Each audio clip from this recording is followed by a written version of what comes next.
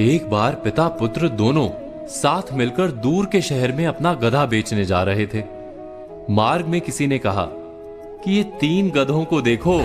अरे भाई, अगर गधा साथ है तो बाप और बेटा पैदल क्यों चल रहे हैं? ये सुनकर बाप ने अपने बेटे को गधे पर बैठा दिया। कुछ आगे जाकर किसी ने कहा कि कमाल का बेटा है भाई, अपने बूढ़े बाप को पैदल चला रहा है। तो बेटा गधे से उतर गया और बाप को बैठा दिया। कुछ दूर जाकर किसी की बात सुनी, भाई कमाल का बाप है, अपने बेटे को पैदल चला रहा है। यह सुनकर बाप बेटे दोनों गधे पर बैठ गए। फिर आगे चलकर किसी ने कहा, बेचारे गधे की तो किसी को फिक्र ही नहीं। यह सुनकर बाप बेटे ने तय किया कि हम ही गधे को उठा लेते हैं। जब उन्होंने गधे को कंधे पर उठाने की कोशिश की तो गधे ने भड़क कर लात मारी, दोनों की पसलियां तोड़ दी और भाग गया। हीन भावना से बंधे लोग क्या ऐसे नहीं जीते? कभी कभी हमारे सारे निर्णय लोगों की धारणाओं पर आधारित होते हैं। हम यही विचार करने में जीवन बिता देते हैं कि समाज क्या कहेगा।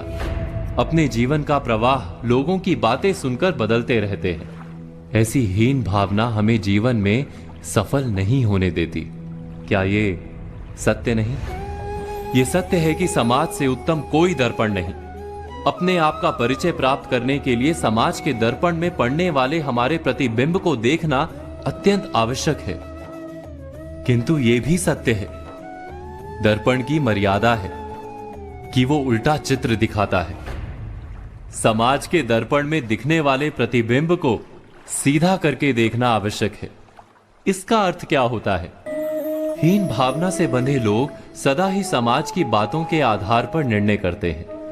इससे उलट श्रेष्ठता से बंधे लोग समाज की बात सुनने से बिल्कुल इनकार करते हैं, सिर्फ अपनी ही बुद्धि पर भरोसा करते हैं। दोनों ही क्या भूल नहीं कर रहे? इस भूल का उपाय क्या है? बहुत सरल सा उपाय है। हम जितना समाज के दृष्टिकोण को महत्व देते हैं, उतना ही अपने दृष्टिकोण को महत्व दें।